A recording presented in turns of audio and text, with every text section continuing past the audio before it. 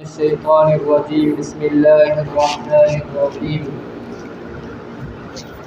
فصل لربك وانحر وقال الله في موضع آخر لن ينال الله لحومها ولا دماؤها ولكن يناله التقوى منكم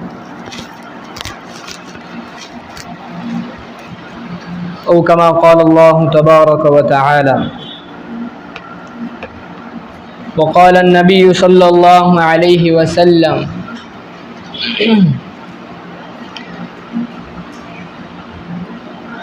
من وجد سعة ولم يضحي فلا يحضر مصلانا وقال سنة أبيكم إبراهيم وقال الله تبارك وتعالى إن عدة الشهور عند الله 12 شهرا في كتاب الله يوم خلق السماوات والأرض منها 4 حرم صدق الله العظيم سبحان ربك رب العزة عما يصفون وسلام على المرسلين والحمد لله رب العالمين اللهم صل على سيدنا محمد وعلى آل سيدنا محمد وبارك وسلم اللهم صل على سيدنا محمد وعلى آل سيدنا محمد وبارك وسلم اللهم صل على سيدنا محمد وعلى آل سيدنا محمد وبارك وسلم درود شریف پڑھ لیجیے۔ محترم بزرگوں، دوستوں، عزیز ساتھیوں، اللہ پاک قرآن مجید میں ارشاد فرماتے ہیں کہ والفجر، کہ قسم ہے فجر کے وقت کی، یعنی صبح کے وقت کی۔ اللہ تبارک و تعالی صبح کے وقت کی قسم کھا رہے ہیں۔ علماء فرماتے ہیں کہ اللہ پاک نے صبح کے وقت کی قسم اس لیے کھائی کیونکہ یہ صبح عالم میں ایک عظیم انقلاب لاتی ہے، ایک عظیم تبدیلی لاتی ہے، اور یہ صبح اللہ تبارک و تعالی کی قدرت کاملہ کی ایک دلیل ہے کہ کیسا صبح کا سہانا وقت ہوتا ہے، فضا خوشگوار رہتی ہے، ہوا بالکل تازہ دم ہوتی ہے، اور کس طرح شام کا بھی عجیب اور خوبصورت منظر ہوتا ہے۔ تو یہ اللہ کی ایک دلیل ہے، یہ وقت کا آنا، سورج کا نکلنا، سورج کا غروب ہونا، صبح کا آنا، شام کا ہونا، اس لیے اللہ پاک نے اس کی قسم کھائی ہے اپنے قرآن پاک میں۔ اور بعض علماء فرماتے ہیں کہ اس کا مطلب یہ ہے کہ صبح کی قسم جو اللہ نے کھائی ہے یہ 10ویں ذی الحجہ کی صبح کی قسم کھائی کہ قسم ہے 10ویں ذی الحجہ کی صبح کی۔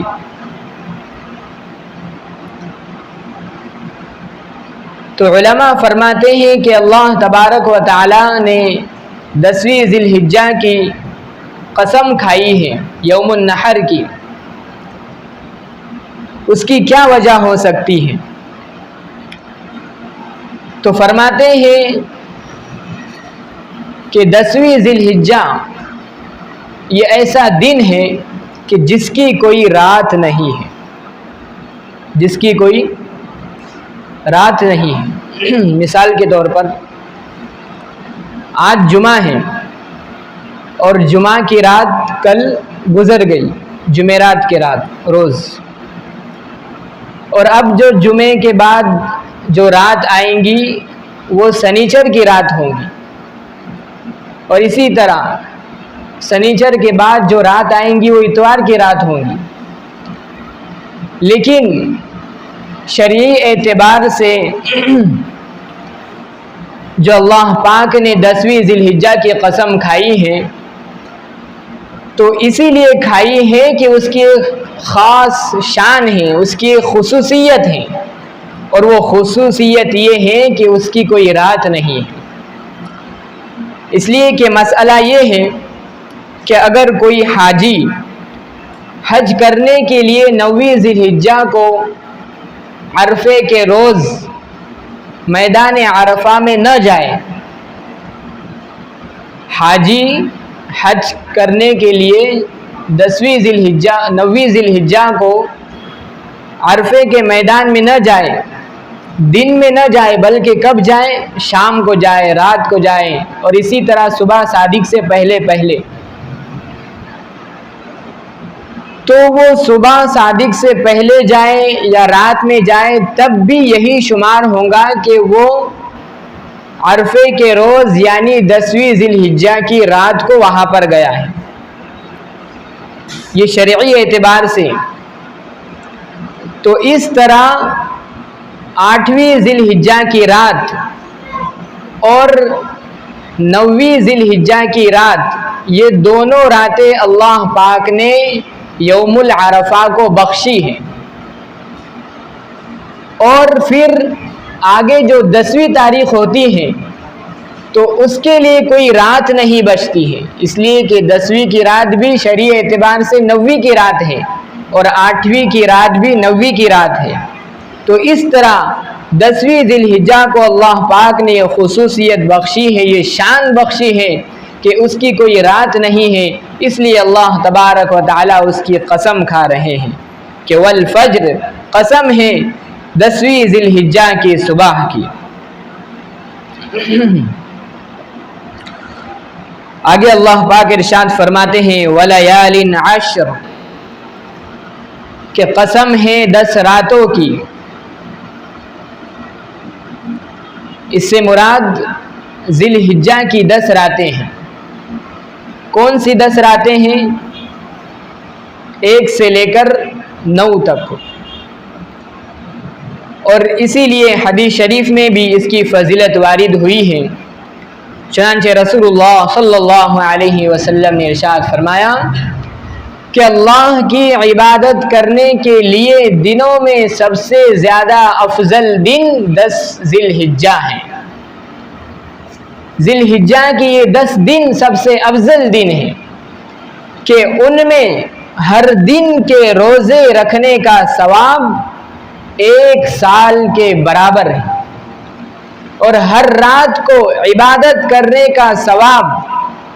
شب قدر میں عبادت کرنے کے برابر ہے۔ اللہ اکبر، کتنا بڑا ثواب اللہ پاک نے ان دنوں میں عبادت کرنے پر رکھا ہے کہ اگر 1 سے لے کر 9 تک کوئی شخص روزہ رکھ لے تو کتنے سال کا؟ 1 سال کا ثواب، 1 دن پر 1 سال کا ثواب اسے ملے گا، اور کوئی رات میں عبادت کر لے تو اس کا عبادت کرنا گویا کہ شب قدر کی رات میں عبادت کرنا ہوا۔ اور پھر عرفے کے روز یعنی 9ویں ذی الحجہ کو اس کی بہت فضیلت حدیث میں آئی ہے۔ فرمایا کہ آپ صلی اللہ علیہ وسلم ارشاد فرماتے ہیں کہ جو کوئی شخص اس 1 دن کا روزہ رکھ لے یعنی 9ویں ذی الحجہ کا یوم العرفہ کا، گویا کہ اس نے 1000 دن روزے رکھے۔ کتنے ہزار؟ 1000 دن اس نے روزے رکھے۔ اور آپ صلی اللہ علیہ وسلم نے یہ بھی ارشاد فرمایا کہ جو اس 1 دن روزہ رکھ لے تو میں امید کرتا ہوں کہ اللہ تبارک و تعالی اس روزے کے صدقے طفیل، اس روزے کی برکت سے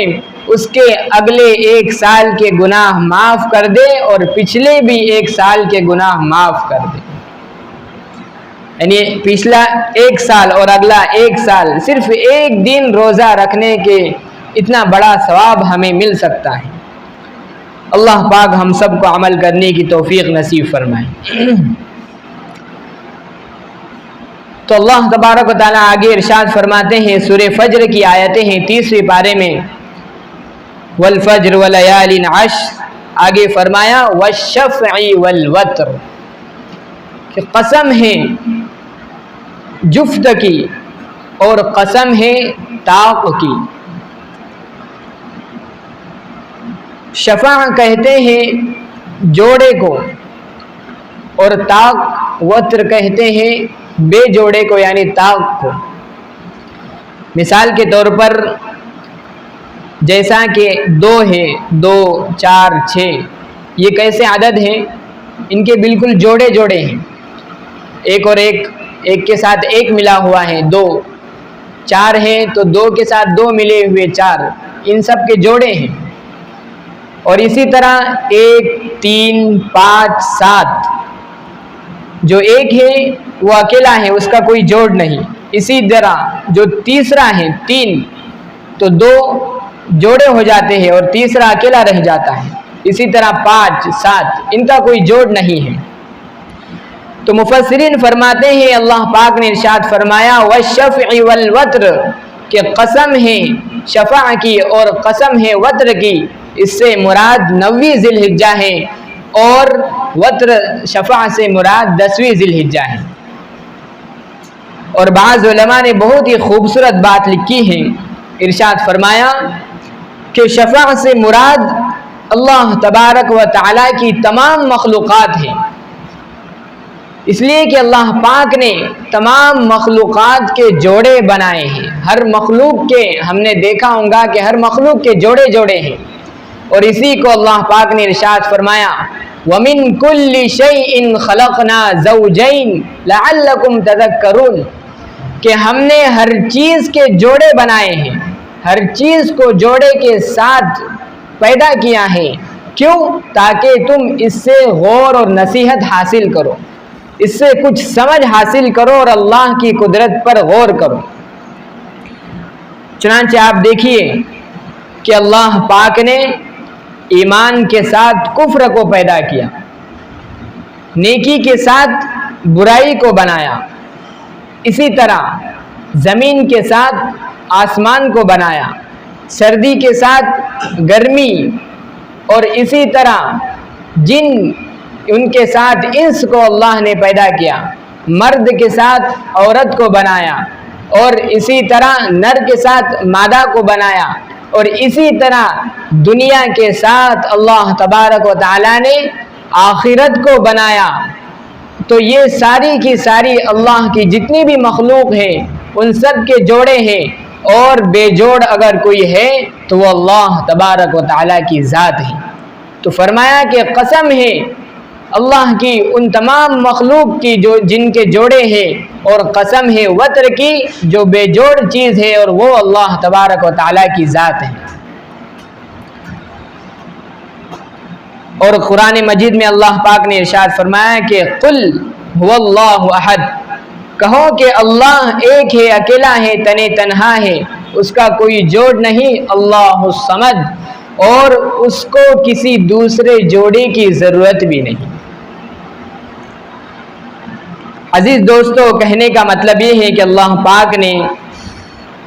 ذی الحجہ کے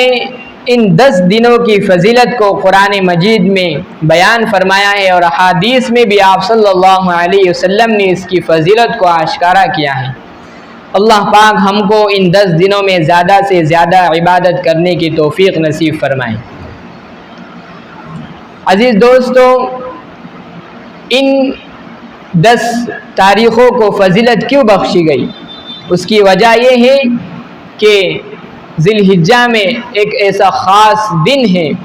جس کی وجہ سے اللہ پاک نے ان 10 دنوں کو فضیلت بخشی ہے۔ وہ دن کون سا ہے؟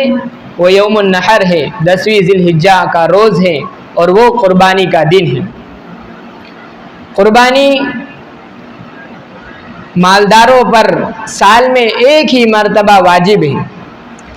چنانچہ اللہ پاک نے ارشاد فرماتے ہیں فَصَلِّ لِرَبِّكَ وَانْحَرْ، کہ اپنے پروردگار کے لیے نماز پڑھیے اور قربانی کیجیے۔ اور قربانی اس کی اہمیت اتنی اونچی ہے کہ آپ صلی اللہ علیہ وسلم نے اس کے نہ کرنے پر وعید سخت سنائی ہے۔ کہ جو شخص مالدار ہو، جس کے پاس گنجائش ہو،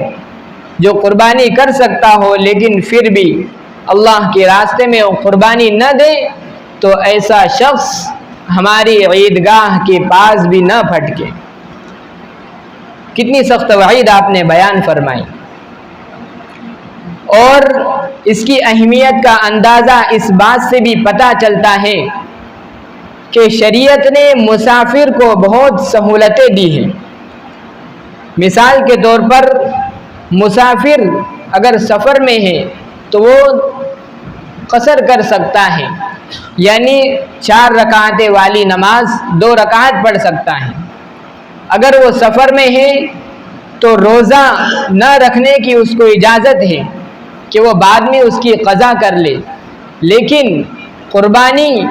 کا فریضہ اتنا اہم اور اتنا اونچا ہے کہ اگر کوئی شخص سفر میں بھی ہو تب بھی اس پر سے قربانی کا وجوب ہٹ نہیں سکتا، چاہے وہ حضر میں ہو یا سفر میں ہو، قربانی کر سکتا ہے، لہٰذا اس کو قربانی کرنی ہی واجب ہے اور قربانی کرنی ضروری ہے۔ آج ہمارے معاشرے میں اور امت کے ایک گروہ میں ان کا یہ مزاج بن رہا ہے اور یہ ذہنیت بن رہی ہے کہ کیوں اللہ پاک کے راستے میں قربانی دی جائے، کہ کیوں بیچارے ایک معصوم جانور کی جان لی جائے اور اس کا خون بہایا جائے۔ اس سے اچھا تو یہ ہے کہ ہم اس کے پیسے کسی غریب کو دے دیں اور پھر اس پیسے سے وہ غریب اپنے پیر پر کھڑا ہو جائے، اور اسی طرح زکوٰۃ کا جو مال ہے ہم اس کو کسی یتیم کو دیں، صدقہ فطر کا جو مال ہے اس کو کسی غریبوں میں، یتیموں میں، مسکینوں میں بانٹیں تاکہ وہ اپنی روزی روٹی کا اس سے مسئلہ حل کر سکے۔ آج یہ امت کا مزاج بن رہا ہے، یہ ذہنیت بن رہی ہے کہ قربانی کے بدلے ہم اس کے پیسے کسی فقیر کو دے دیں تاکہ اس کا کچھ گزارا اس سے ہو جائے۔ عزیز دوستو، یہ غریبوں کی، یتیموں کی، مسکینوں کی مدد کرنا یہ کوئی برا کام نہیں ہے، لیکن خاص اسی وقت پر اس کے پیسے اور قربانی کے پیسے اور قربانی کا مال ان پر لگا دینا یہ ایک بہت بڑی غلط فہمی ہے اور ایک بیمارانہ سوچ ہے، ایک گھٹیا سوچ ہے کہ جب بقرعید آتی ہے تبھی ان کو ان فقیروں کی اور ان مسکینوں کا درد محسوس ہوتا ہے، لہٰذا دوسرے دنوں میں کہاں چلے جاتے ہیں۔ تو امت کے نوجوانوں کا اور کچھ گروہ کا لوگوں کا یہ مزاج بن رہا ہے کہ بھائی اس کے پیسے ہم ادھر دے دیں تاکہ ان کا کچھ گزارا ہو جائے۔ یاد رکھیے، یہ مزاج یہ ہمارا آپ کا ہو سکتا ہے، لیکن یہ مزاج دین کا مزاج نہیں ہے، یہ اسلام کا مزاج نہیں ہے۔ یہ دین ہماری عقل سے نہیں چل سکتا کہ ہمیں جو اچھا لگے وہ ہم کریں اور جو اچھا نہ لگے اسے ہم چھوڑ دیں، بلکہ فرمایا کہ دین کا مدار، یہ شریعت کا مدار ہماری آپ کی عقل پر نہیں ہے، بلکہ اس کا مدار نقل پر ہے کہ اللہ نے اور قرآن نے اور اس کے رسول نے جو حکم ہمیں دیا ہے وہ اس حکم پر ہمیں لبیک کہنا ہے، اس حکم کو ہمیں کرنا ہے، اور جس کاموں سے ہمیں روکا ہے ان کاموں سے ہمیں رکنا ہے۔ یہ اسلام کا مزاج ہے، ایسا مزاج ہمارے اندر اور آپ کے اندر پیدا ہونا چاہیے۔ یہ قربانی کیا چیز ہے؟ کیا قربانی گوشت خوری کے لیے ہے؟ کیا قربانی اس کا گوشت اچھا اس کے ذریعے پکوان بنائے جائے، گوشت، کباب، خیمہ، کوفتے وغیرہ اس کے ذریعے کھائے جائے، کیا اس کے لیے قربانی کا دن آتا ہے؟ عزیز دوستو، ہرگز نہیں، بلکہ یہ یادگار ہے اس عظیم قربانی کی جس کو اللہ کے خلیل حضرت ابراہیم علیہ السلام نے اللہ کے راستے میں دی۔ یہ قربانی اس لیے آتی ہے اور آ کر ہمیں یہ پیغام دیتی ہے، یہ سبق سکھلا جاتی ہے کہ ہمارے اندر کس طرح اللہ کی اطاعت کا جذبہ، اللہ کی عبادت کا جذبہ، اللہ کے حکم پر فرما برداری کا جذبہ کس طرح ہم اپنے اندر پیدا کریں۔ لہذا اس کا ایک نمونہ شریعت نے ہمیں دی ہے کہ ہم اس عمل کے ذریعے یعنی قربانی کر کے اللہ کے راستے میں اپنی اطاعت شعاری کا اور اپنے باوفا ہونے کا ثبوت پیش کریں۔ لہذا یہی اس کا مقصد ہے۔ اور مقصد کیا ہے کہ ہم اپنی خواہشات کو اللہ کے راستے میں قربان کریں، اپنی محبت کو اللہ کے راستے میں قربان کریں، کیونکہ یہی کام کو انجام دیا تھا حضرت ابراہیم علیہ السلام نے کہ اپنے لخت جگر کو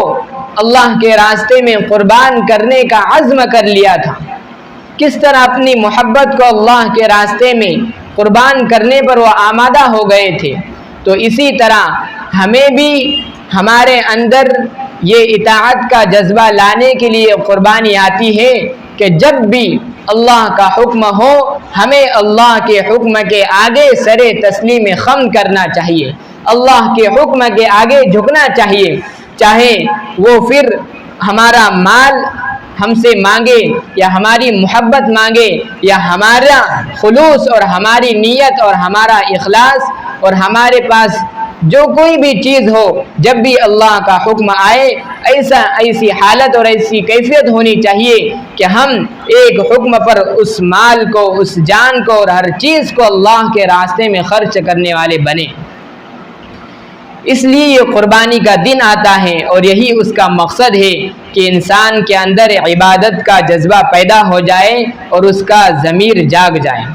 عزیز دوستوں، قربانی کی اہمیت اس سے بھی ہمیں پتہ چل سکتی ہے کہ رسول اللہ صلی اللہ علیہ وسلم ہجرت کر کے مکہ سے مدینہ منورہ تشریف لائے اور 10 سال آپ وہاں رہے، تو 10 سال آپ نے مسلسل قربانی اللہ کے راستے میں پیش کی۔ اور ایک مرتبہ حضرت فاطمہ الزہرا رضی اللہ عنہا سے آپ نے فرمایا کہ فاطمہ، تم قربانی کے اس جانور کے پاس کھڑے رہو اور اس کے خون کو دیکھو، لہو پر نظر رکھو کہ ایک ایک خون کے بدلے اللہ تبارک و تعالی گناہوں کو معاف فرما دیتے ہیں۔ تو ضرورت ہے اس بات کی کہ ہم زیادہ سے زیادہ اپنے